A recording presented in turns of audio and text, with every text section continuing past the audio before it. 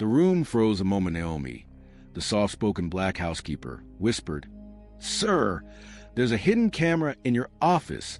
Her voice barely carried across the polished floor, but the tension hit harder than any shout. The billionaire, Ryan Caldwell, slowly lowered his glass, confusion tightening his jaw. And before he could even respond, his white fiancée, Brooke, stepped into the doorway, eyes wide, breath trembling like she had walked into a crime scene. "A hidden camera? In his office?" she said, clutching her chest. "Naomi, why would you say something like that?" Naomi didn't blink. "Because it's there, ma'am." Brooke's lower lip quivered instantly. "Ryan, she's been watching me. She follows me in the halls. She was in our bedroom wing last night." Ryan stiffened. "Naomi, is that true?" Naomi swallowed, voice steady. "I was cleaning. Nothing else." Brooke stepped closer, shaking like a cornered victim. "Nothing else?" "Ryan, she went through my drawer yesterday. She keeps staring at me like I'm doing something wrong. I swear I'm scared." Two kitchen staff paused at the archway, whispering, watching, and suddenly the whole mansion felt like it had turned on Naomi. Brooke's voice cracked. "She's accusing me of spying on you. Why would she say something so disgusting?" Ryan's face hardened. Naomi stepped back. For the first time, Naomi's breath shook, only for a second. She took one step back, then another, not in fear, but in disbelief at how fast the lie had spread. "Sir," she said quietly, "I only told you what I saw." But Ryan had already chosen the easier truth. If it's already made your blood boil, tap like, and subscribe so you don't miss stories where justice finally wins. The mansion felt different the next morning. Not quieter, just heavier. Like every wall had absorbed last night's accusations and was still holding its breath. Naomi moved through the kitchen with her usual grace, setting dishes in place, wiping counters with soft, precise motions. No one said a word to her, but everyone watched. A pair of maids whispered near the stove. Brooke said she's dangerous. She looked angry last night. Maybe she's hiding something. Naomi didn't correct them, didn't defend herself. She simply kept working, chin lifted, shoulders steady, like a woman who had learned long ago that silence was sometimes the only shield she had. Upstairs, Ryan stood by the balcony rail, staring down at the driveway, his coffee set untouched in his hand. His thoughts were louder than the morning. Brooke slipped behind him, sliding her arms around his waist. "You barely slept," she whispered. "I'm just thinking," he muttered. "About her?" Brooke's voice trembled on cue. "She scared me, Ryan." She really did. Ryan didn't answer, because a small, unwelcome memory kept replaying in his mind. The way Naomi didn't fight back, didn't argue, didn't even flinch. Just stood there, like she'd seen worse. But guilt was easier to swallow than doubt, so he pushed the thought away. Downstairs, Naomi paused in the hallway, gripping the edge of a laundry basket. She could hear Brooke's voice floating from the living room. "I caught her snooping near my desk once. She always appears when I least expect it. Ryan, I don't feel safe around her." The lies slid through the mansion like perfume, sweet enough to distract, strong enough to cling. Ryan walked into the room. Brooke immediately leaned into him, as if seeking protection. "She thinks I'm spying on you. Why would she even imagine that?" Naomi listened quietly from the hall, jaw tightening just enough to reveal a crack in her calm. Brooke's final words stung hardest. "Ryan, someone like her shouldn't be in this house." Naomi's fingers curled around the basket's handle, but only for a moment. She took a slow breath, lifted her chin, and walked away with the same quiet dignity she had always carried. Still unseen, still unheard, but not broken, because something deeper than fear was growing inside her now. A certainty, a knowing. The truth always returns. And when it does, it doesn't knock. Naomi was placing folded towels on the hallway shelf when she heard footsteps behind her. She didn't turn. She already knew it was him. "Naomi," Ryan said quietly. She set the last towel down, hands steady, and facing with the same calm she had the night before. He exhaled. Why would Brooke need to spy on me? There it was, the question he should have asked hours ago. the one he was finally brave enough to say aloud. Naomi didn't speak right away. Her eyes softened just a little, just enough to reveal the weight she carried. "I don't know who planted it," she said softly, "but cameras don't appear unless someone needs to see something." Ryan froze. The air between them sharpened. Her voice lowered. And fear, real fear, doesn't perform. That was the moment Brooks' trembling act from last night replayed in his head. Too perfect, too immediate, too convenient. Naomi looked at him as if reading every thought hiding behind his silence. "You asked me why she'd spy on you," Naomi continued. "But the real question is, what does she need to hide before you find it?" Ryan's breath stopped, just for a moment, just long enough for the truth to whisper at the back of his mind. "If this happened in front of you, what would you do? Tell me in the comments. I read every single one. And if you stand for fairness, hit subscribe." Naomi stepped past him, the faintest glimmer of hurt flickering across her face, though her posture never cracked. Ryan turned slightly. "Naomi, about last night." She stopped but didn't look back. "You believed the loudest voice, sir, not the honest one." The words weren't sharp. They weren't bitter. They were simply true. Ryan felt them hit deeper than he expected. Naomi walked toward the staff wing, her footsteps soft but final. Before turning the corner, she said one more thing, quiet, steady, unshaken. "If you really want the truth, check the painting." Ryan's pulse quickened. "Why that painting?" Naomi didn't turn.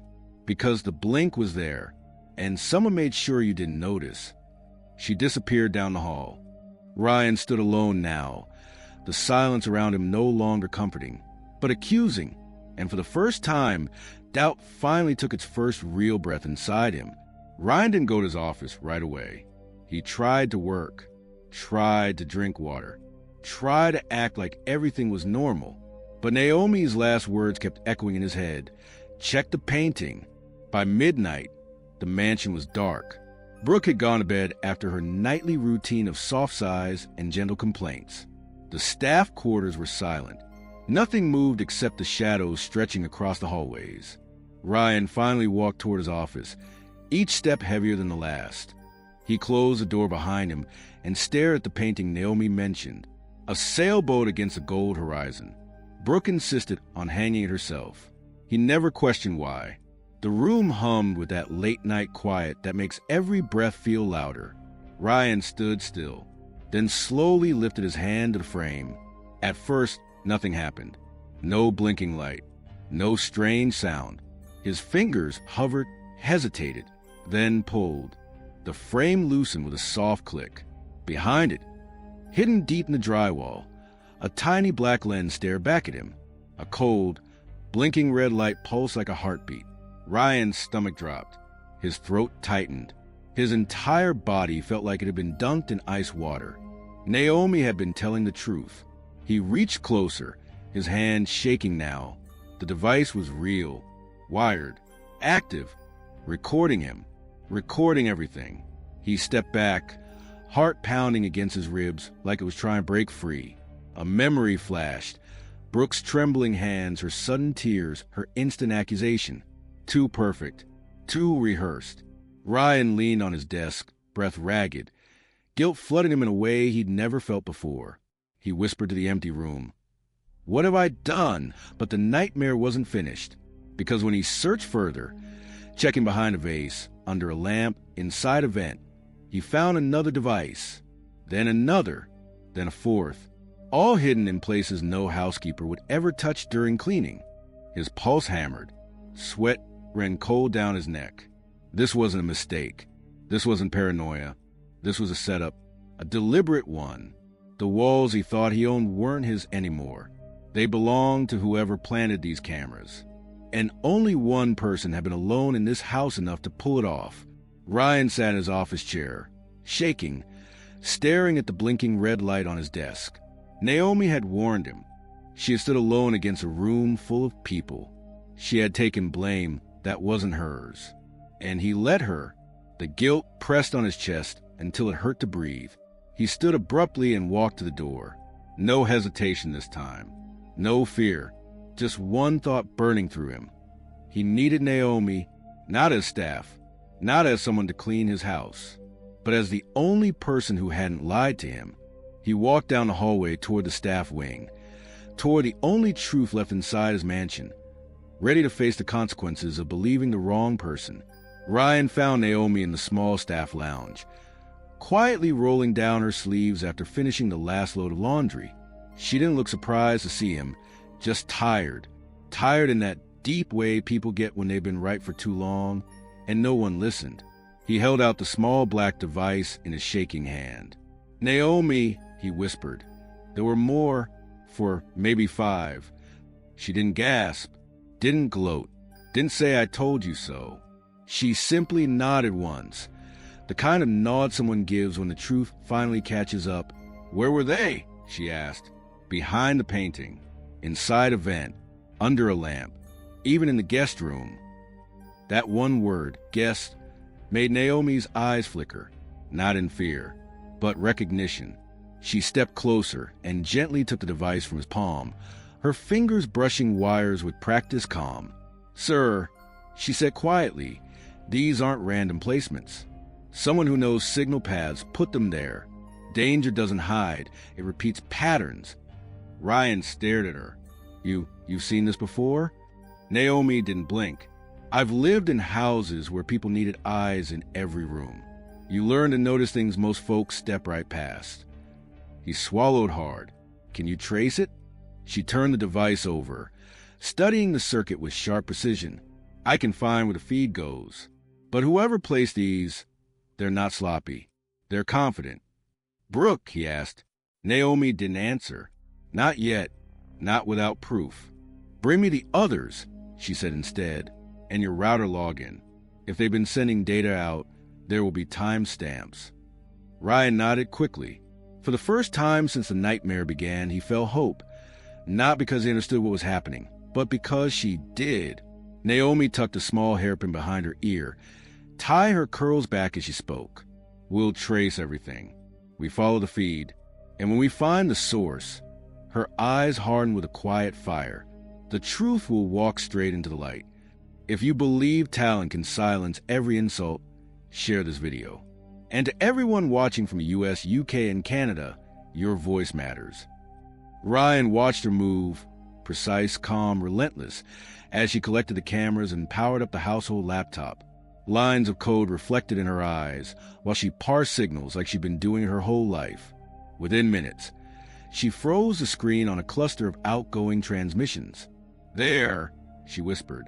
"Someone inside this house has been exporting files during the nights you weren't home." Ryan's stomach twisted. He knew exactly who had access. Naomi leaned forward, voice steady and razor-sharp. "Sir, someone isn't spying on you because they're afraid of you." She tapped the blinking signals. "They're spying because they're planning something bigger." Ryan's jaw clenched. "What kind of plan?" Naomi finally looked at him, her expression calm, but her eyes blazing. "The kind that's already in motion." Ryan stood at the head of the long conference table, fingers pressed flat against the polished surface. The boardroom was silent, the kind of heavy silence that tastes like storm air right before thunder hits. Naomi stood behind him, calm, centered, holding a slim black folder. Her presence didn't shout. It didn't need to. It was a quiet that exposes lies. Brooke walked in last, heels snapping against the floor with forced confidence. She smiled too hard, sat too quickly. Her eyes flicked at Naomi with a flash of panic. She tried to hide. Ryan didn't waste time. "I found multiple hidden cameras inside my home," he said, voice steady. "Active, recording, transmitting." A ripple of disbelief moved across the table. Brooke let out a soft, shaky laugh. "Ryan, you're not seriously blaming me for something she said again, are you?" Ryan didn't even look at her. Instead, he tapped the console. The lights dimmed. A screen rose from the table. Naomi stepped forward and placed a USB into the port. The first video played, a night vision recording. The camera behind the painting blinking, the feed pulsing. Dates, times, transfers. Gasps filled the room. Brooke sat straighter, jaw trembling. That could be anyone." Naomi clicked to the next clip, Audio. A familiar voice. Brooks. If he resigns, we trigger everything. Miles will handle the press. The recordings will finish him. Brooks' face drained of color. That's edited, she whispered. Ryan, you know I would never. Naomi didn't let her finish. She pressed play on the final clip. Brooke by the pool. Phone to her ear. Voice sharp. If this doesn't work, we leak everything. Nobody cares if it's true. They only care if it ruins him. The room erupted. Brooke stood abruptly, chair scraping the floor. You don't understand.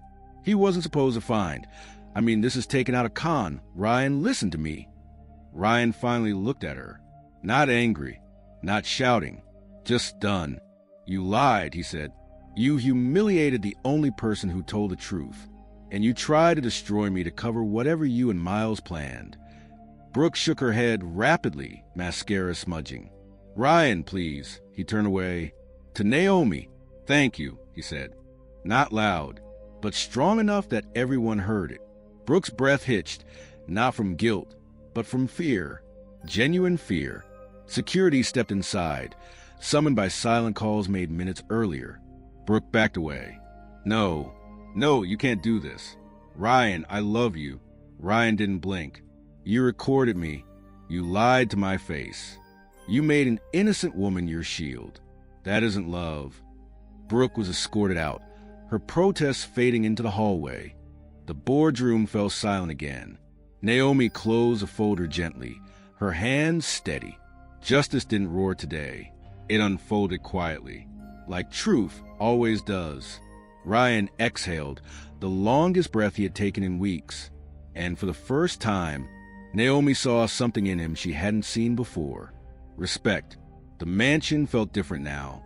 Not heavy, not tense, just honest. For the first time in weeks, the walls didn't feel like they were listening. They felt like they were breathing again.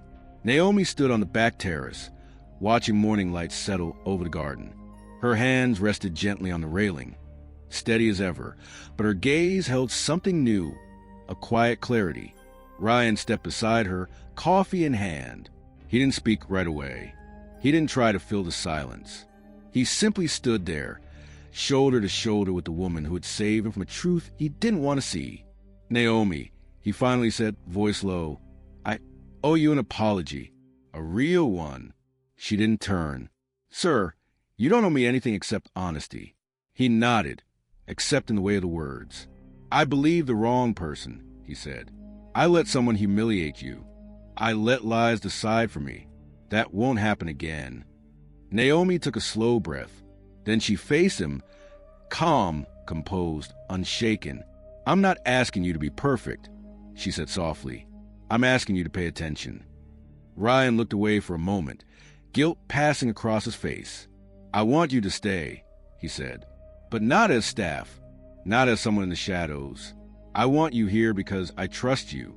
Naomi didn't smile, but something softened in her eyes. Trust, she said, is earned by both sides. He nodded, and I'm ready to earn it. They stood in silence again, but it wasn't the cold stillness of suspicion anymore. It was the calm that comes after a storm finally reveals the sky behind it. Naomi stepped back toward the hallway. Sir, she said, pausing at the door.